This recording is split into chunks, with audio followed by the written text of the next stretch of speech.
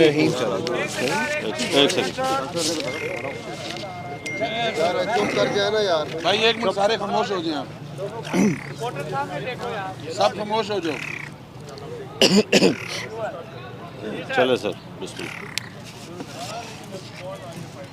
السلام علیکم.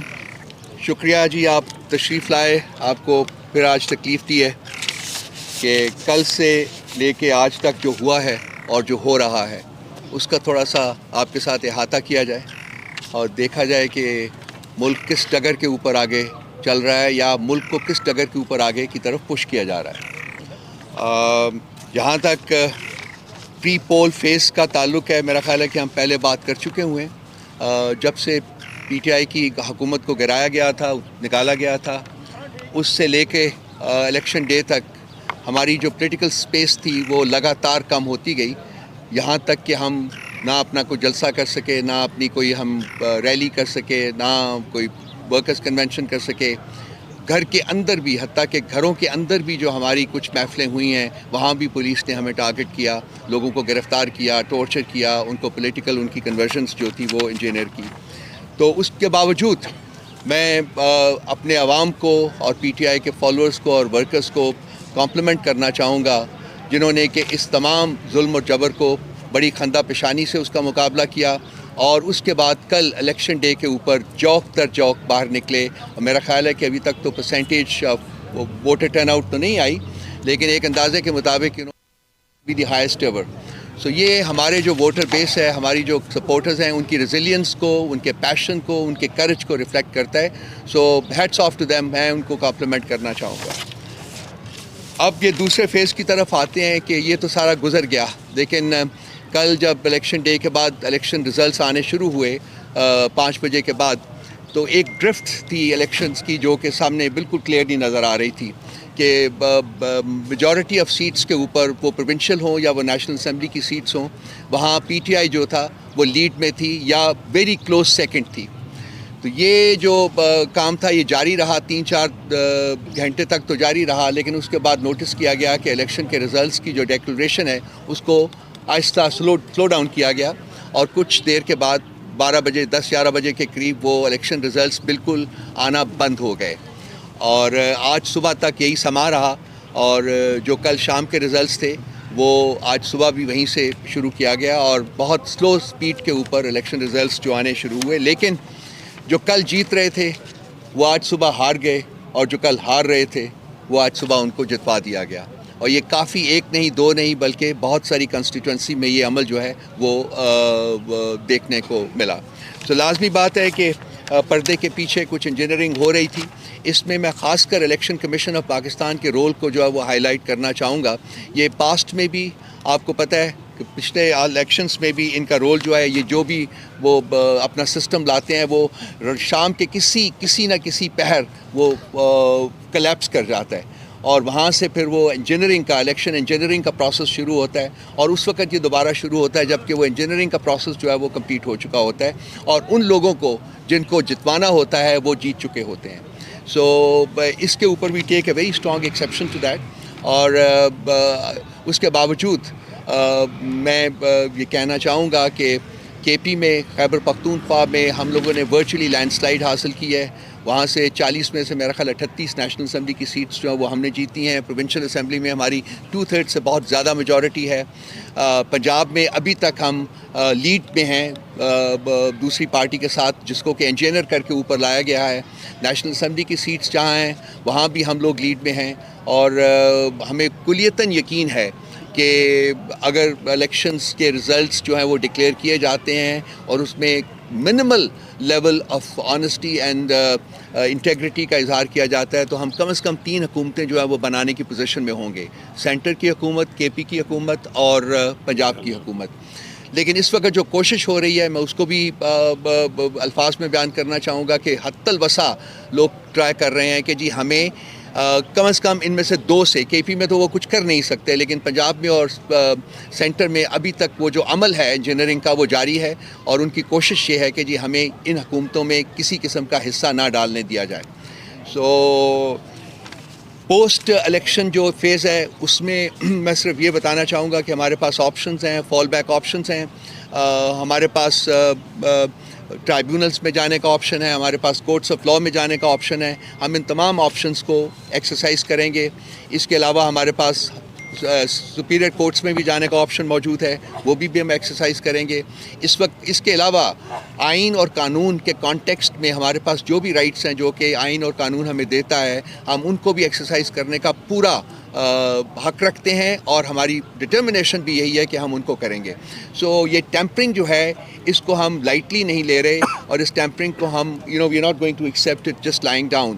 سو we going to fight it to the end. جتنے بھی ہمارے پاس رائٹس ہیں, جو بھی ہمارے قوانین کے مطابق ہم کر سکتے ہیں, وہ ہم کریں گے. الیکشن ہم جیت چکے ہوئے ہیں.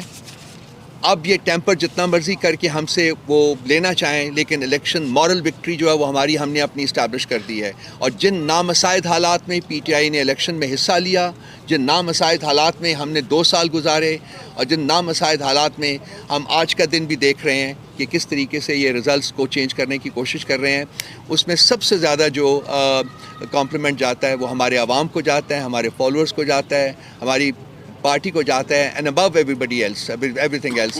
وہ عمران خان صاحب کی ذات کو جانتا ہے, جو کہ جیل کے اندر آج اتنی پاور ایکسرسائز کرتے ہیں جو کہ شاید پاکستان کی پولیٹیکل تاریخ میں کسی اور لیڈر نے ایکسرسائز نہ کی ہو, اور وہ کسی قسم کی ڈیل کرنے کے بغیر وہاں بیٹھے ہوئے ہیں. اور وہ اس وقت تک جب تک کہ جمہوریت کی اسینڈنسی اسٹیبلش نہیں ہوتی, جمہوریت کی اسینڈنسی قبول نہیں ہوتی, ان کا کوئی ارادہ نہیں کہ وہ کسی طریقے سے کسی قسم کی ڈیل جو ہے وہ پاورز دیٹ بھی ان کے ساتھ کریں.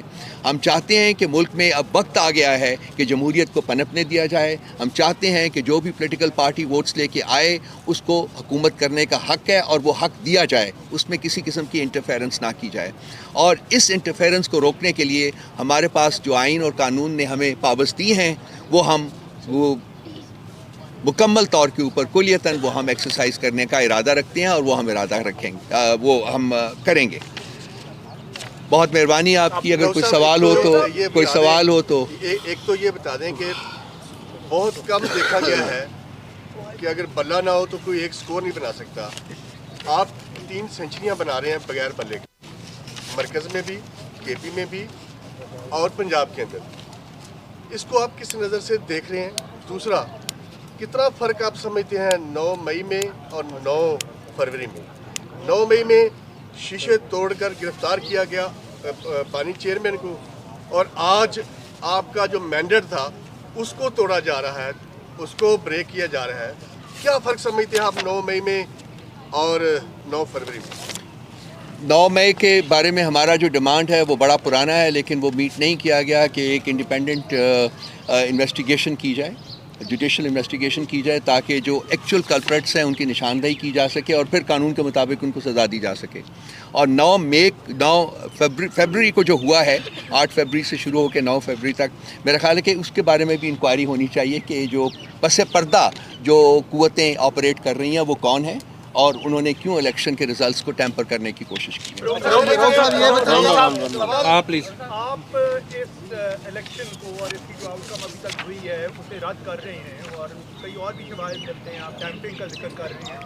کیا اس کے نتیجے میں جو سیاسی نظام آئے گا, پارلیمانی نظام آئے گا, آپ اس کا حصہ بنیں گے, یا آپ کوئی اور بھی طریقہ دیکھیں گے, مثلا عوام الناس کے پاس سڑکوں پہ جا کے اور اپنا کیس؟ دیکھیے, اس کا حصہ بننا یا نہ بننا جو ہے وہ اتنا امپورٹنٹ نہیں ہے جتنا کہ یہ چیز امپورٹنٹ ہے کہ اس قسم کا نظام جو بنے گا وہ کتنا سسٹینیبل ہو سکے گا.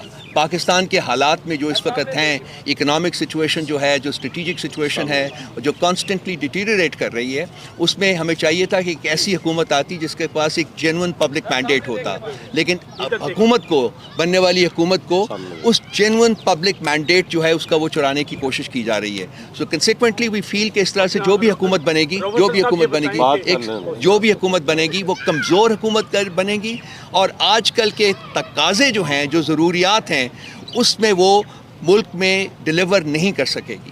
سو ہماری خواہش یہ ہے اور ہماری کوشش بھی یہ ہے کہ جس پارٹی کو ووٹ ملا ہے, پبلک مینڈیٹ ملا ہے, اس کو رائٹ ہے اس کا, اور اس کو وہ حکومت بنانے کی اجازت دی جائے, ود ہوپ اینڈ پرے کہ وہ اسٹرانگ حکومت ہو. صاحب نے یہ کہا ہے अभी बैरिस्टर साहब ने ये कहा है कि एक तो ये है कि हम किसी भी पार्टी को, बड़ी पार्टियों का निशान देंगे, नाम लेके उन्होंने कहा है कि हम किसी को ज्वाइन नहीं करेंगे। अब मेरा आपसे बुनियादी सवाल ये है कि सादा अक्सरियत वज़ीर-ए-आज़म के इंतखाब के लिए आपको भी मालूम है, कौम को भी मालूम है, ज़रूरत होती है। आप इस वक्त मेजॉरिटी में हैं, बरतरी इस वक्त लीड आप कर रहे हैं कौमी असम्बली में। कौमी असम्बली में आपको वज़ीर-ए-आज़म के आज़ाद उम्मीदवार भी वज़ीर-ए-आज़म का इंतखाब लड़ सकता है। इसमें आइन में और कानून में कोई कतगन नहीं है। सिर्फ ये बता दें कि जब सादा अक्सरियत आपको नहीं मिलेगी, मखसूस नशिस्तें आपको नहीं मिलनी, आपके पास ऑप्शन क्या है? क्योंकि सादा अक्सरियत तो आपको मिलनी नहीं है किसी बड़ी जमात के बगैर। ऑप्शन क्या है सर, ये कौन जानना चाह रही है? आपका ये कहना कि हमें रिजर्व सीट्स नहीं मिलेंगी, वो मैं उसके साथ एग्री नहीं करता जी। हमारे पास फॉल बैक पोजीशन है और हम उन सीट्स के ऊपर अपना राइट है उसको एक्सरसाइज करेंगे, वो हमें मिलेगी। That is number one. Number two, मेरा ख्याल है कि जिस तरीके से अभी भी in spite of tampering and all that जो ड्रिफ्ट है रिजल्ट्स की, उसमें हमें सादा से ज़्यादा अक्सरियत मिल जाएगी। अच्छा राहुल हसन साहब, सवाल ये है कि इस्लामाबाद के तीनों हलकों में रात तक तहरीक इंसाफ की पोजीशन बड़ी वाज़ेह थी, लेकिन सुपर रिजल्ट कुछ और आए। तो एक तो इस हवाले से क्या आपकी स्ट्रेटजी क्या होगी, और दूसरा ये कि तहरीक इंसाफ जीतने के बाद आज़ाद उम्मीदवार जो आपके साथ जो पार्टियां हैं, किस पार्टी को लेके आगे बढ़ेंगे? क्योंकि आप लोगों ने कहा है कि एक सियासी जमात को हमारे तमाम जो उम्मीदवार हैं वो ज्वाइन करेंगे। देखिए, रात को मैंने अपने इब्तिदाइये में भी अर्ज़ किया है कि जी बहुत सारे रिज़ल्ट्स बदले गए हैं, जो जीत रहे थे वो हार गए हैं और जो हार रहे थे वो जीत गए हैं। तो ये जो इस्लामाबाद के जो रिज़ल्ट्स हैं, बिल्कुल उनकी एक मिसाल आपने ख़ुद बयान कर दी है। दूसरा ये है कि जी मैं इस वक्त पार्टी का नाम डिस्क्लोज़ करने की पोजीशन में नहीं हूँ, लेकिन हमारे पास पार्टीज़ मौजूद हैं। वो देखना पड़ेगा कि अगर हम हमारी वकला की टीम जो है वो इस पर काम कर रही है कि हम अपना जो राइट है उसको लेने की कोशिश करेंगे कि कम से कम हम जो रिजर्व सीट्स है उसके ऊपर हम राइट एक्सरसाइज कर सकें। अगर वो नहीं होता तो जो पोलिटिकल पार्टी या पार्टीज़ हमारे पास मौजूद हैं फिर उनके साथ हम एसोसिएट करेंगे और उस तरह हम अपना ये जो हक है रिजर्व सीट्स का वो लेंगे। पीटीआई के साथ राहुल साहब, जो पीटीआई के साथ जबर जुल्म और ज्यादती होती रही, अगर आपकी मरकज़ और सूबों में हुकूमत बनती है तो क्या जिन्होंने आप पे जुल्म किया उनका हिसाब होगा, एहतसाब होगा कि नहीं? देखिए, बदला लेना जो है वो हमारी पार्टी का बिल्कुल मंशूर में नहीं है। आप पढ़ लीजिए उसको। हमने उसमें एक चैप्टर डाला है, वो हीलिंग द नेशन बेसिकली, और एक बहुत इंपॉर्टेंट चैप्टर है वो। हमारी जो कंटेंशन है वो ये है कि जी पिछले 76 सालों में फॉर वॉट एवर रीजन्स जो भी है होता रहा है, तमाशा होता रहा है, ये मुल्क पे इतने ज़ख्म लग चुके हुए हैं और वो नासूर बन चुके हुए हैं। अब उनको हील करना, अपने मरहम रखनी है। और हम हमें अगर मौका मिलता है इलेक्शंस के बाद हुकूमतें बनाने का, तो हमारी प्रिंसिपल जो ऑब्जेक्टिव होगा वो ये होगा कि इस मुल्क को हमने हील करना है। उसके लिए तरीके जो मैकेनिज़्म जो है वो हम इंशाअल्लाह ताला इस्टेब्लिश करेंगे जब हमें ये रिस्पॉन्सिबिलिटी मिलेगी। साहब ये बताइएगा कि सुबह किसान डार साहब ने एक बयान दिया है कि जो आज़ाद उम्मीदवार हैं उनको हमारे साथ रब्ते में हमें फ़ोन कर रहे हैं। माजी में जिस तरह हमने देखा कि जिस तरह ख़रीदे गए, लोगों को ख़रीदा गया है सेनेट इलेक्शन के दौरान, अब उनके पास ऑप्शन तो है कि वो किसी पार्टी को ज्वाइन कर लें, लेकिन वो आपके उम्मीदवार हैं, तो उसको कैसे रोकेंगे? आपने हिकमत अमली बनाई है? देखिए, मंडियाँ तो इस मुल्क में लगती रही हैं, अब भी लगेंगी। मेरा नहीं ख्याल कि उसके बारे में हमारे दिमाग में किसी किस्म का कोई शक व शुबा है। जरदारी साहब बड़े माहिर हैं उसके, और शरीफ भी कोई पीछे नहीं है इतने ज़्यादा। हमारी हुकूमत को गिराने में भी इन मंडियाँ लगाने का बहुत बड़ा अमल दखल था। आपको याद होगा सिंध हाउस में लगे थे और हमारे 27-28 बंदे ख़रीदे गए थे। लेकिन पीटीआई जो है वो पिछले 2 सालों में ट्रांसफॉर्म हुई है। ट्रांसफॉर्म इस तरीके से हुई है कि हमारे पास जो सो कॉल्ड इलेक्टेबल्स थे वो अब पार्टी का हिस्सा नहीं रहे। और अगर आपने देखा है जो लोग हमारी सपोर्ट के साथ बने हैं वो यंगर जनरेशन है। ये वो लोग हैं जो कि खान साहब की विज़न और खान साहब के आइडियल्स की वजह से पार्टी के साथ हैं और आइडियोलॉजिकल वर्कर्स हैं पार्टी के। सो जहाँ एक तरफ ये बात माननी पड़ेगी कि मंडियाँ लगेंगी, वहाँ दूसरी तरफ ये बात है कि इन लोगों का ज़मीर ख़रीदना जो है वो मेरा ख्याल है बहुत मुश्किल काम होगा। ये बहुत ज़्यादा वेडेड हैं इन दी vision and ideology of the party. आप 100% आपके तमाम आज़ाद अरकान आपके साथ खड़े रहेंगे? जी, हमें यकीन है कि वो हमारे साथ खड़े रहेंगे। सर आपका नाम डार साहब की जानिब से कहना था कि गुज़िश्ता नवाज शरीफ साहब ने स्पीच इसलिए नहीं की क्योंकि वो मुंतज़िर थे कि तमाम सर हंसी नताइज हासिल थे। कहना था कि वो मायूस हो गए, नताइज देकर वापस रवाना हो गए। उसके बाद उनका ये कहना था कि पाकिस्तान मुस्लिम लीग नून को जो नताइज मौसूल हुए उसमें मुस्लिम लीग को वाज़ेह अक्सरियत हासिल है। उनको कैसे रिस्पॉन्ड करेंगे? और दूसरा ये बताइए कि आपने कहा कि पीटीआई 3 जगहों पर हुकूमत कायम करने की पोजीशन है, तो अगर ऐसा होता है तो आप वज़ीर-ए-आज़म के उम्मीदवार कौन? ایک تو سوال کے پہلے حصے کا جواب آپ کو یاد رہا. I'd like to take you back to 2013. آپ کو یاد ہے کہ 2018 وہ جو ڈیکلریشن آف وکٹری تھی وہ کس وقت 13 کس وقت نواز شریف صاحب نے کی تھی؟ وقت شام کا کیا وقت تھا؟ 7:30 بجے نواز شریف صاحب نے اپنی ڈیکلریشن آف وکٹری کی اسپیچ کر دی تھی.